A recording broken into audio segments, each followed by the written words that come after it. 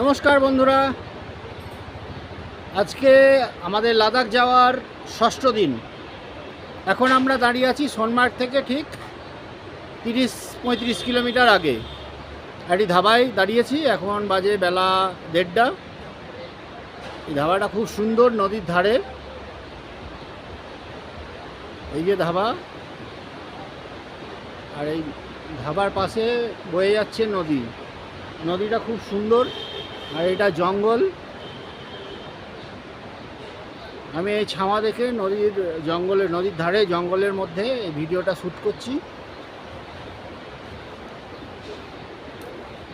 এখানে সোনমার্গ যাওয়ার জন্য বা লাদাখ যাওয়ার জন্য প্রচুর বাইকার আছে।